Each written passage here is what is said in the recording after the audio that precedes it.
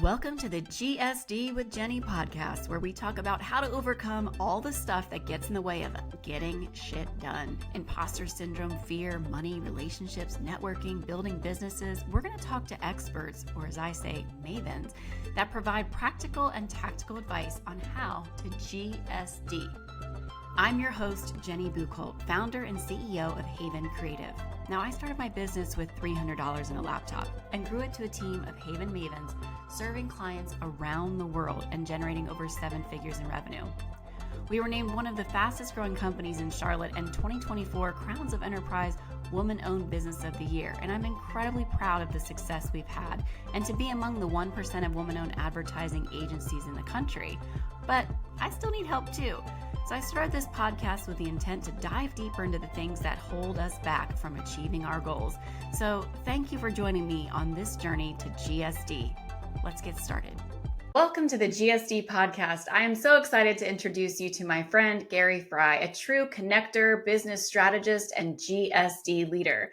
As the co-host of the Anything But Typical podcast, Gary routinely interviews entrepreneurs to hear their fascinating stories of how they've grown their businesses. He's also the author of the #1 new release, Silence the Imposter, a guide to overcoming imposter syndrome, which I believe is one of the biggest challenges in getting stuff done. Throughout his career, Gary has served as the president of 4 successful companies, including bizjournals.com, where his leadership grew a modest 3-person team into a $100 million enterprise. He successfully turned around 2 companies and has held executive roles in 2 Fortune 500 companies. Currently, Gary is a partner in the regional CPA firm, coaching businesses and driving growth across the Southeast. When he's not working, you can find him tackling his Monday Murph workout, drumming, or spending time with his family. He's been married over 40 years. He's a father of 2 accomplished men and a proud papa to 4 grandchildren. Please join me in welcoming Gary. Welcome, Gary. Hey, Jenny. So it's good to see you. Thank you for having me. So great to see you, because I think the last time when I was on your podcast was before the world ended in COVID. It was before COVID, before 2 weeks to slow the spread. That's right. That was crazy. Crazy. So the reason I absolutely love your energy, and I really enjoyed getting to know you through the years. And one of the things that I know that you are known for is this imposter syndrome. So I want to know how you define it, because maybe there are people that don't understand what that means. We talk about head trash and those kinds of things. So take it away. Yeah. Well, I love the origins of that term, and I never even knew what that term was until probably 4 or 5 years ago. But I was suffering from it before these 2 female psychologists coined that term in the late 70s, because I was about 10 years old when I really started noticing how I felt less than everybody else. I look at everybody else and thought, man, if I could just be normal, whatever that is, it is a setting on a dryer, but that's about it. But these 2 female psychologists, they came up with this term, imposter syndrome, and it's not a medical condition, but it is definitely a mental condition, and it's about head trash. But they noticed about these high achieving female clients of theirs, and the things that were in common to all of them, they were high achievers, but they were plagued by these kind of thoughts of, I'm not good enough, I'm in over my head, I just got lucky. If people just knew this or that about me, they would reject me. I got to keep certain things hidden. I really don't know what I'm doing, right? These are the kind of things that we all deal with. I mean, they say that at a minimum, 70% of the population deals with it. I think it's much higher than that, quite frankly. And quite frankly, the vast majority, I would say probably 90% of all the CEOs that I have coached or that I've worked alongside or worked for that drop their guard with me, deal with it. Mm-hmm. Well, I'm happy to hear that it's not just a female problem. Oh, no.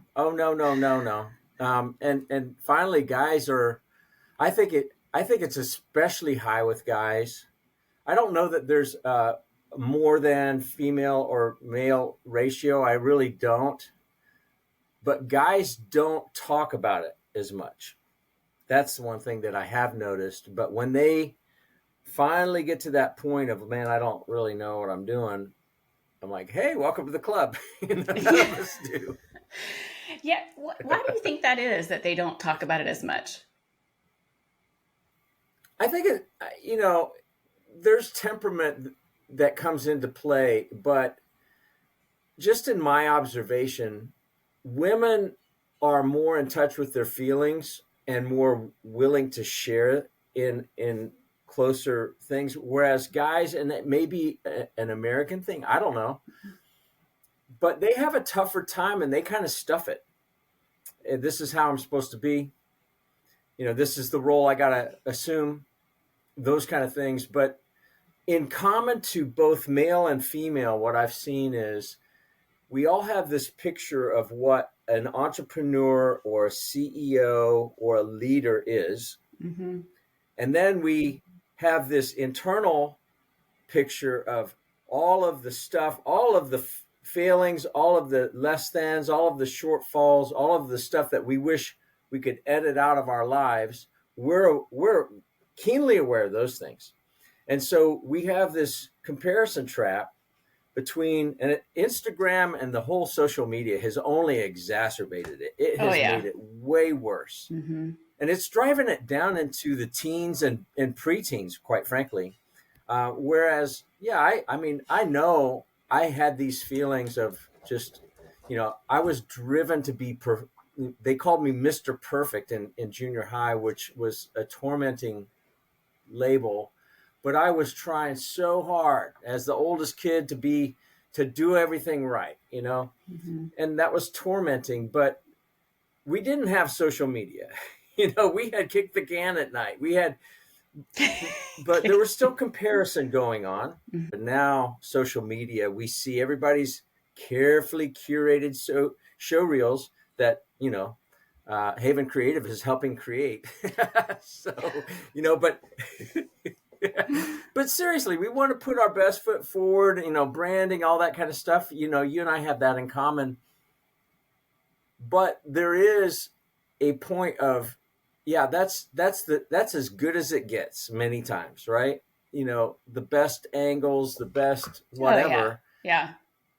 But we are very keenly aware of all these less than angles, and all the messiness of life and the disappointments and the failures and all that kind of stuff. And then that discrepancy just adds to the head trash. Absolutely. I joke that it's a CCD, not a school class you have to take in Catholicism, but actually creative comparison disease. It's a disease. We creatively compare ourselves to others. And sometimes you just got to get over that hurdle to just get it done. So, well, and so here's where I was going to go with a point of commonality. But part of my journey early on in my career, I was a designer. Mm-hmm. My first turnaround was an ad agency that was actually an integrated marketing firm, and there was no term for that at the time. My partner was he was the head of corporate affairs and communications for Cessna Aircraft, and then he started his own agency. So he's a PR guy, right? And I was a designer who had done everything from television to radio to newspaper to magazine to direct mail. And a lot of times you had people that were, there were agencies that were very dedicated to one of those crafts, especially if you were in direct at the time. And there was no real digital. I mean, Al Gore hadn't invented the internet yet. So, that's what I was doing. And, think about, I don't know if it's still a big deal now, but it was a big deal back in the 90s and the 80s. And that was Addy Awards and all these creative awards, right? Yeah. That's how you got your name out there. Mm-hmm. It was part of your own company's branding and positioning. And here's the crazy thing that I saw was in the creative world, we had some of the most talented but most insecure people on the planet, so Yes. it was all chasing the awards. Oh, and you get all fluttered about, Yeah. hey, I can't wait to go and accept my award or whatever. Like, big freaking deal, Well, we need that attaboy but to make us feel good. Yeah. we, right. And that feeling of validation, Yep. but then it lasts for that long. Oh, And yeah. then it's like, man, do I still have it? I suck. That creative Yeah. doubt where, yeah, I felt that way so many times. Like, oh yeah, but look at what you did.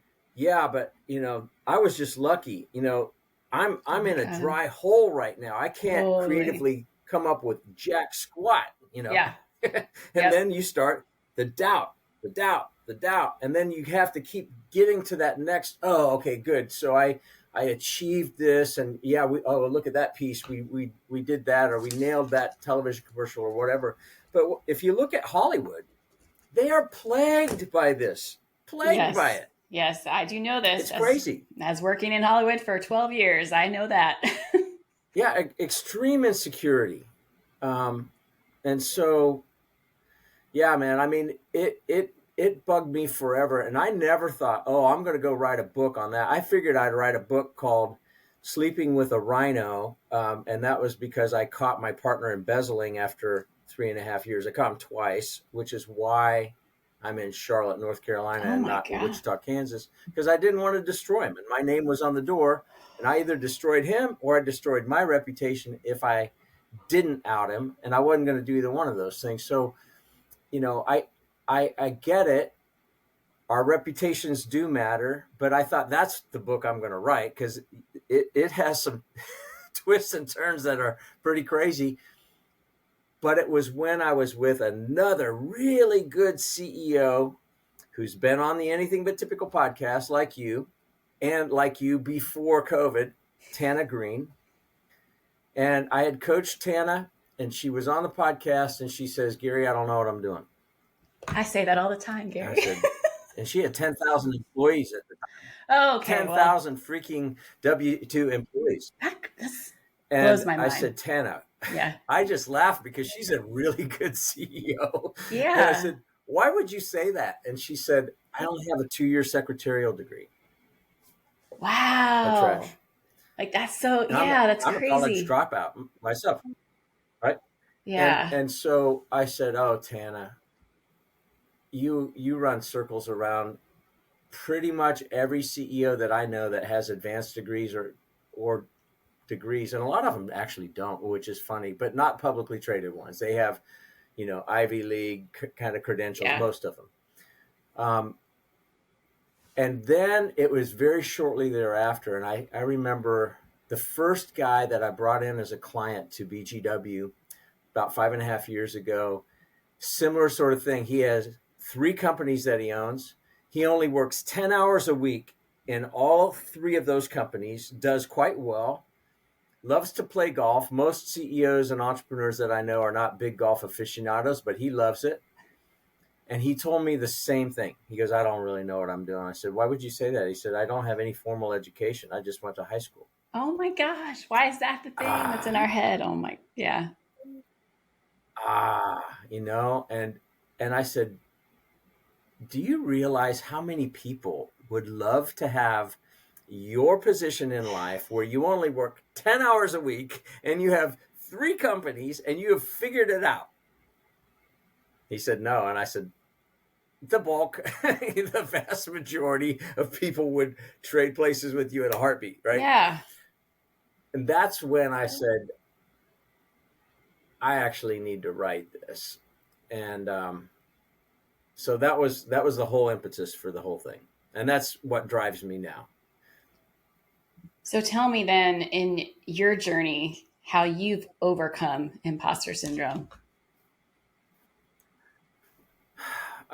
It's been a slow and deliberate and accidental process, and it's usually been because of very deep valleys, really hard things. So in the book, this is the book, and I actually did this cover on my phone. I thought that was pretty cool too. You have a design background. Yep, you got it. Yeah. But the funny thing is, like, you can do so much with your phone. I mean, it's just really amazing to me. Yeah. But the, you know, for me, I thought, all right, I want to get this thing out. I want people to know about it. It's a plague that hits so many of us, but the only way I can talk about it is to be extremely vulnerable with the things that I've learned along the way. So there are 7 weapons, and each weapon was learned in a crucible time in my life, it seems like. And so weapon number 2, which is the Thrive Wither exercise, and it's a super simple T-chart of, and I had to do this on myself when I had to leave my own company at the Morris Frey agency at a whopping 32 years old. And it's not strengths, weaknesses.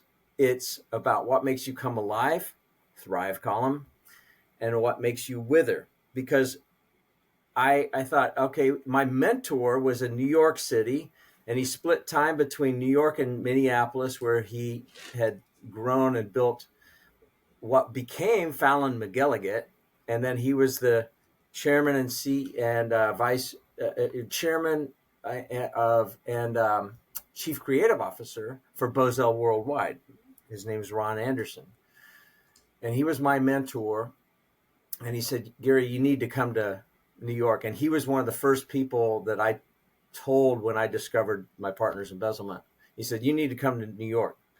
And in my Thrive column was, I need to be at a place where it's a good place for my family, because they were young at the time. They were 3 and 6, and then 4 and 7 when we finally moved out here.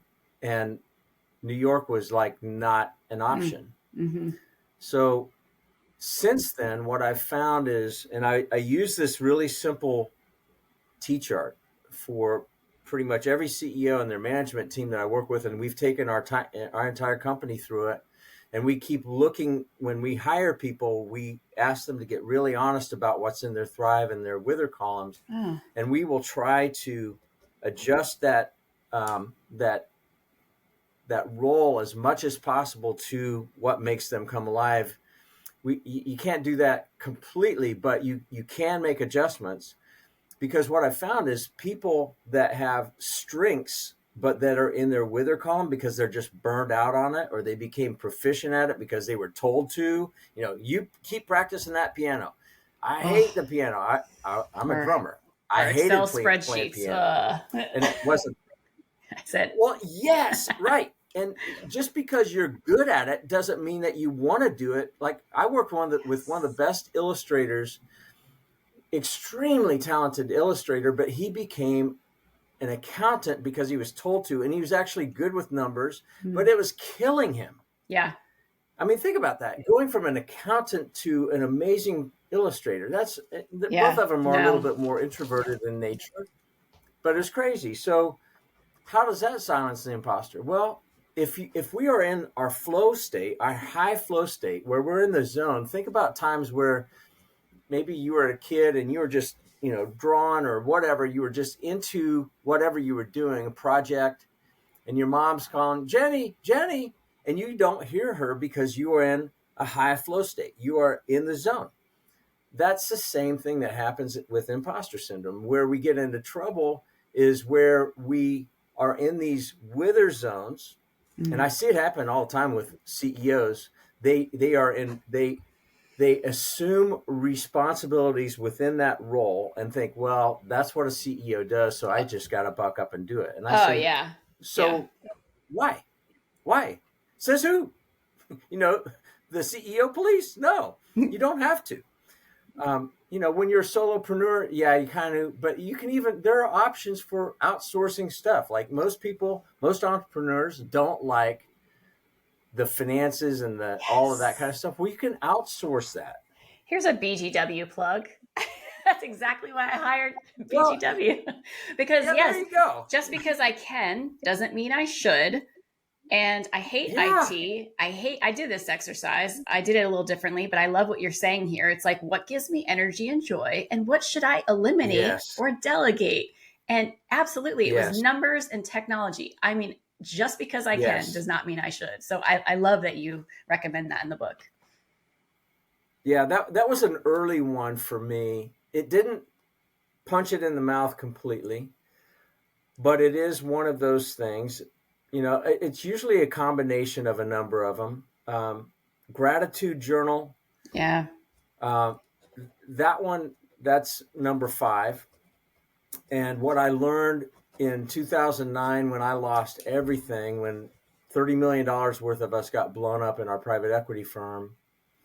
I mean, Jenny, it was about as dark as I've ever seen. I mean, I had 2 kids in college, lost everything. Our CEO gets ousted, find out he's a complete fraud. We Oh have my lawsuits God. flying all over the place. I mean, I was waking up repeatedly, at least twice a week for about 8 weeks with night terrors, and I'd be drenched in sweat. I'd click on my pulse, and it was 140, and at that time my resting heart rate was 39, Oh my and God. I was overcome with terror and fear, and Yeah. these were real fears. I mean, we had it was bad. It was really bad, and it was in the middle of that I had to learn to find something to be grateful for. And it didn't mean that I put my head in the sand. Those realities and those lawsuits and those terrifying investigations and all that kind of stuff. Unfortunately, like we were super clean, but it's terrifying. Um, those are real, and I could not escape them, but I didn't have to keep focused on them. There were still things that I could focus on and be grateful for. And they can coexist. And it's not gratefulness for those things, it's gratefulness despite those things. Yep. I still had things to be grateful for. Um, you know, I wish it wasn't in that deep of a crucible that I had to learn one of the most powerful lessons, which is that gratitude journal and 3 entries daily. And I'm grateful for ... followed by a thought or a prayer about that. But that's a super powerful one. And then the first one, like this one's really simple. And it was before that company blew up. It was almost a 1 year, problems, problems that I realized, like, realize you're not alone. When you just talk about it, if you can confide in somebody that you trust, that, your fears and the things that you're going through, they may not be able to do jack squat about it. Nobody could get me out of any of that stuff. But just knowing I wasn't alone, that is a big deal. So yeah, there are 7 weapons in there, but they were all amassed through a very chaotic and crazy journey that I say I planned and God laughed. And Yeah. it's not, but if I had my way, the way I had planned it, I would have still been the president of Morris Frey Agency in Wichita, Kansas, and had all my friends that I'd hired along the way, and, had a pretty simple life in Wichita, Kansas, but that was not how things went. And so, but I've had a far better and far richer and more terrifying, but richer journey than I could have imagined or orchestrated for myself. So there's something So about surrender too, and just realizing, you know what, it is what it is. And there's certain things I can change, and there are certain things I can't. Your attitude and your effort. Those are the only 2 things that you can afford and really change. And I about killed myself with effort by trying to be a perfectionist. That'll wear you out. yep, I do that now. But I feel like since I've known you, to me, your brand is the eternal optimist. And you really do bring a lot of energy to a room and a lot of optimism. I think I would assume you're always like that, but like you said, going through these valleys, you were able to get out of them easier because of that optimism? Or do you think the optimism came later in life for you? Yeah, so it's very interesting. So Jennifer and I just celebrated our 41st wedding anniversary in August. That's awesome. And Congratulations. my my temperament, yeah, thank you. I mean, that's a testimony to her and her perseverance. But because she didn't know what she was signing up for, neither did I. But We never I've really likened know. that Yeah. to we don't. But I think it's really hard for a spouse, especially if you're the breadwinner. And she stayed home with our children, and so there's a huge vulnerability there. And I've moved her across the country, you know, moved her to the Great White North of Cleveland, Ohio, and like some crazy stuff that we've been through. But it's kind of like I've said, it's like we're going down Pikes Peak. I've got the wheel, but the brakes just went out. She's holding on for dear life. And yeah, that edge is for real, but at least I got the wheel. And as a spouse that is dependent solely on this other person at this point, is like, it's terrifying. But early on, I would say I was extremely melancholy. I was a creative. I was a creative, and that's how I defined myself.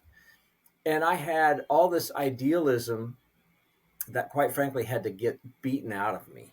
It just had to get beaten out of me, and it did in many ways. But whether it be the partner embezzlement or losing everything in '09, and some other things that have happened, you have a choice. You either get bitter, yeah, or you become grateful. It's a binary choice. Am I going to get bitter? When I came to Charlotte, I thought, okay, this is going to be great, clean start. I deliver a $2 million account, bring my top designer and his fiance. And on the first business day of their honeymoon, my partner, who owed me 30 grand in commission, says, today's your last day. I got everything I need. I'm like, what? I'd been here 6 months. That's it. Man. I had poured everything into this place. I delivered British Aerospace like I said I would. We did the entire media plan. All the creative was done. It was all locked and loaded. And my partner says, I got what I need. Damn. And I said, you can't do that. We have an employment contract. And he goes, sue me.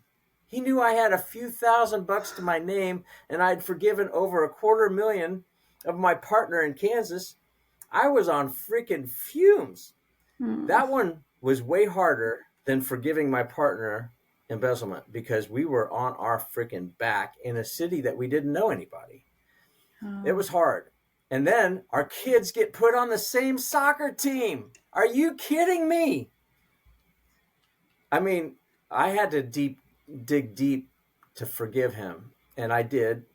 And it took me a year and a half to pay off my attorney. And it was like an open and shut case. It was like tiddlywinks. But you better have a war chest if you're going to sue somebody. So you and did. The thing that I learned was it was just killing me. It was eating me alive. Anytime I saw Green Bonneville go by, and he lived about not even a mile from us, drove a Green Bonneville. Anytime I saw it, man, my heart rate would race, and I just wanted to, rip his throat out. So, these are simple things, but they aren't easy things. Yeah. They are not easy. So what you're saying is you weren't the eternal optimist. You learned it because you survived all the valleys. No. Yeah, I think the valleys have changed me. Yeah. Tremendously. And I also I've seen some people that are eternally, or I hope not eternally, but perpetually bitter. Yeah. And yeah, they've been through hard things. Life is hard. Mm-hmm. And for an idealist, that's a hard thing to reckon. Being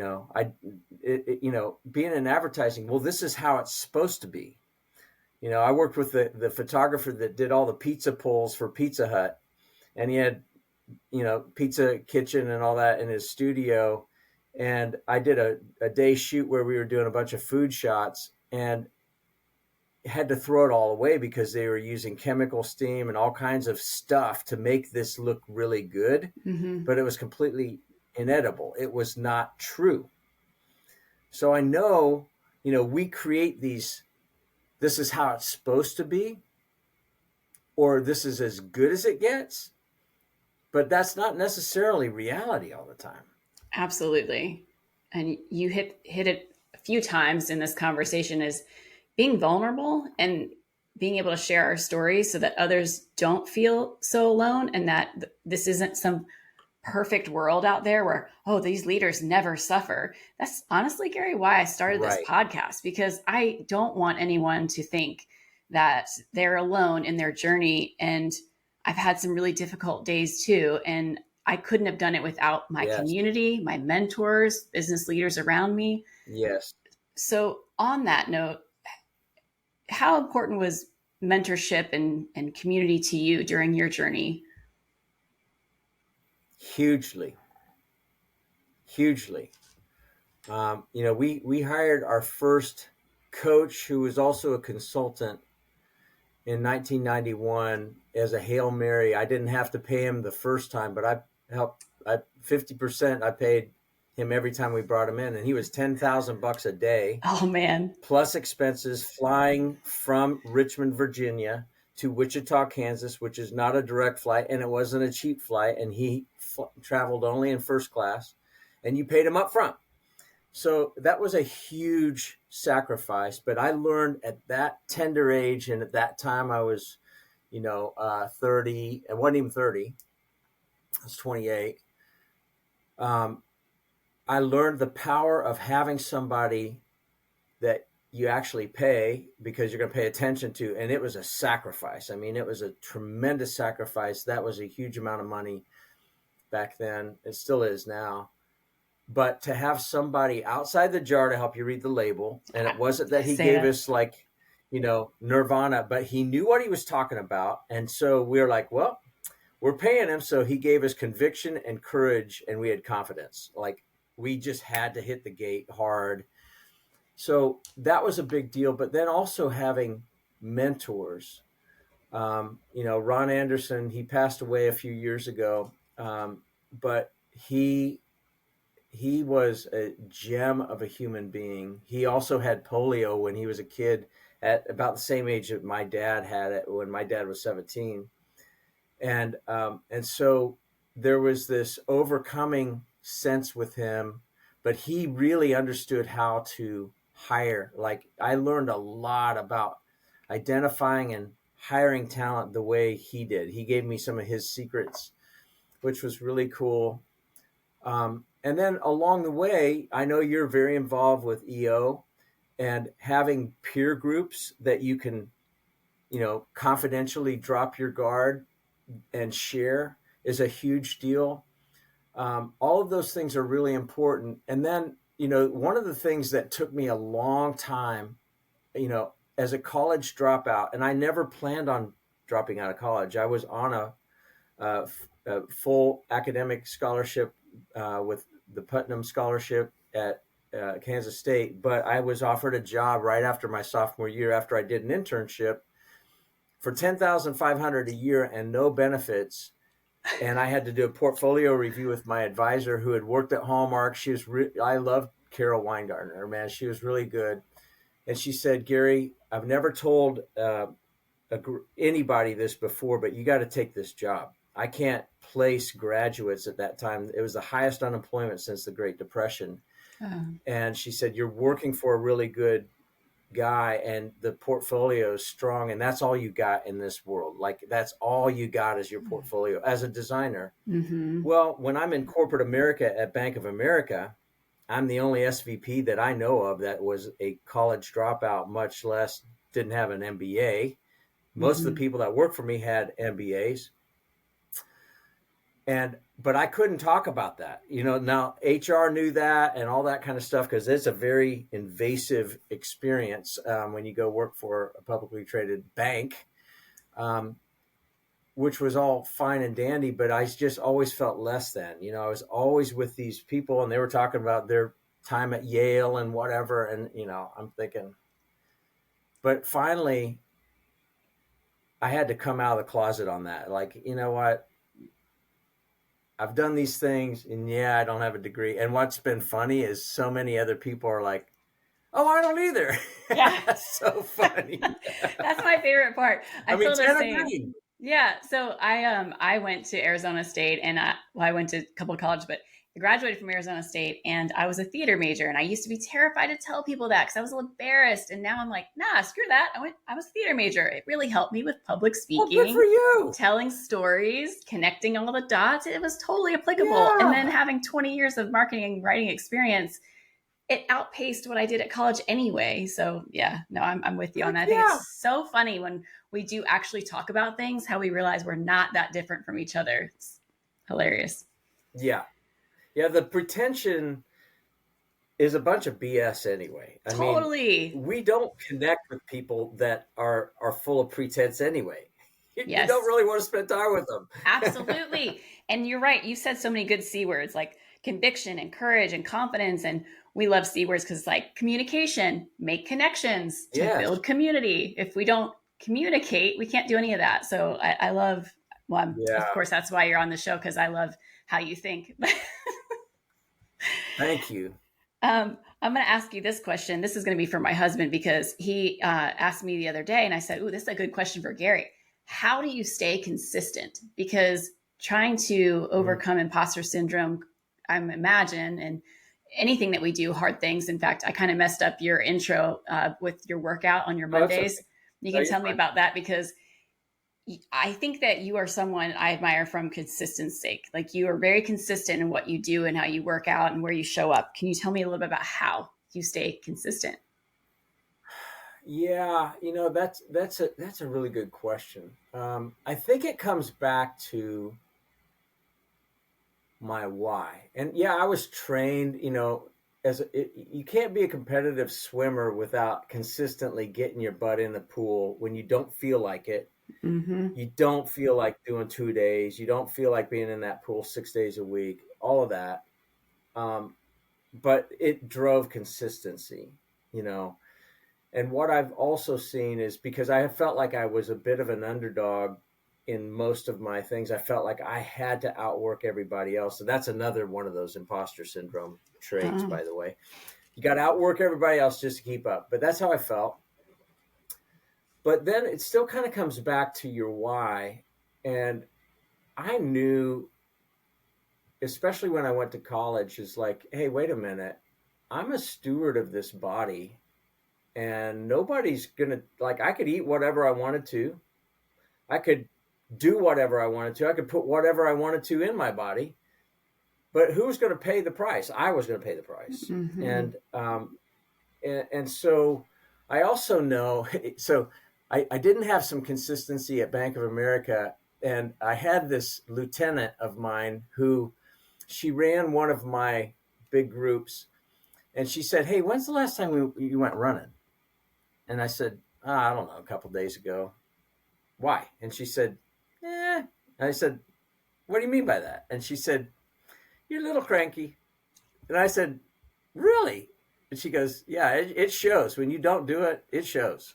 I said, wow, okay. And I was working 70-hour weeks there. I mean, we went through the 3 largest bank acquisitions in history at that time. And that's what I was brought in for initially. And so the work was always going to be burying you. And my boss would routinely say, Gary, go home. And my wife at one point said, buy a cot and just move there. Aww. Like that wasn't good. Right. So this lieutenant said, we're going to do a deal where 3 days a week, Monday, Wednesday, Friday, we're going to have on your calendar, I'm taking over your calendar, and we're going to say, meet with Jim. And what that means is get your butt to the gym, the GYM. But the meet with JIM means go to the gym, to the Overstreet, mall, and get to the Y, and then I'd go run. And that was one of those times where you felt like the machine was pulling you and like sucking the life out of you. And it was.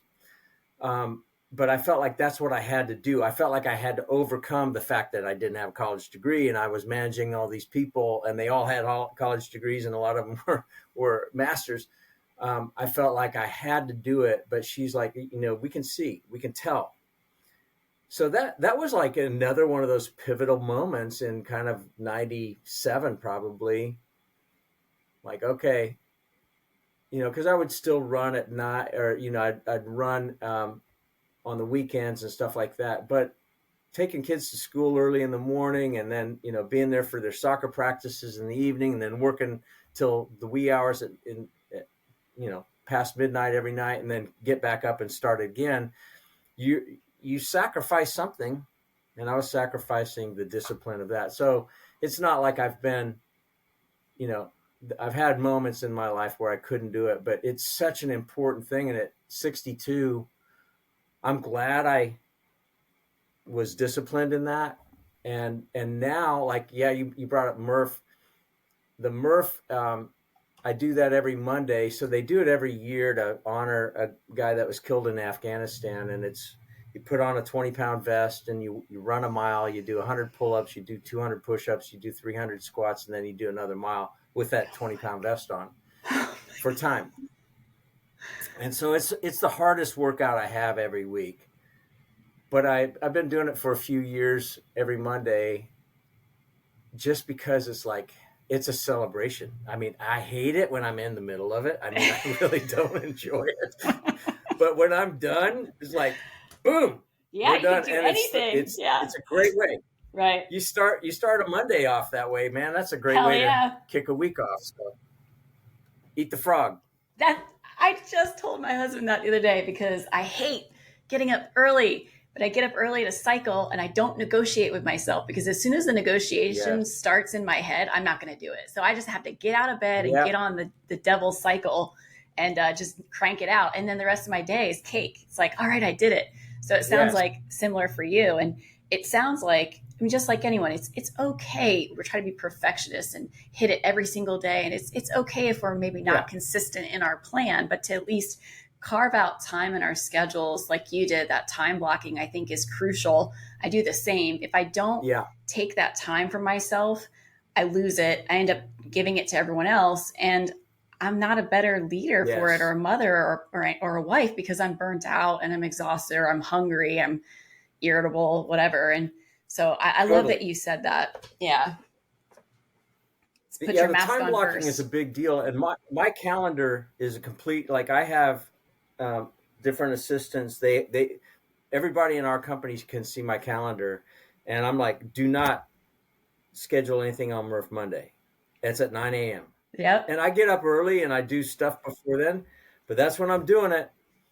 I love that. Schedule stuff. Well, Gary, they don't. Right. That's good, because you set a boundary. I think back to your imposter syndrome. If we're afraid to hold that space for ourselves. Oh, I don't know. Should I? Yes. It's okay. Is that okay? It's like, no, being confident that you need to set that time aside and that no one can touch it. Setting those boundaries, super important. I love that you said that too. Yeah, it's a big deal, because if you don't do it, the tyranny of the urgent will take over your schedule. Absolutely. And the tyranny of the urgent is rarely the important. Well, sir, we are coming up on time. So I have one last, my favorite question, I think. Everyone has a hype song, and I imagine you have one to get through those Murph Mondays. So everyone has a hype song. What is your hype song? Yeah, and I do. I have a playlist with a bunch of 70s stuff on it, but I guarantee you nobody has asked for this one or mentioned it, but it's the song is called Warrior, okay, by Matthew Ward, W-A-R-D, Matthew Ward, and he has one of the most unique voices. But you got to search. But I've even found it on TikTok, so you can find Warrior by Matthew Ward. Well, that's my song. Very cool. We will find it and we'll add it to our Spotify playlist, because that's exactly what. There you go. Help people get shit done. Thank you so much, Gary. This has been super fun. I appreciate your time. Yeah, Jenny. Thank you. This was fun. Thanks for listening to GSD with Jenny. If you found this episode helpful, share it with a friend. For more ways to GSD, you can also find me on LinkedIn at Jenny Buchholz, where you can sign up for my Maven Mindset newsletter, or follow me on Instagram at Maven Jenny. Until next time, go GSD, Mavens!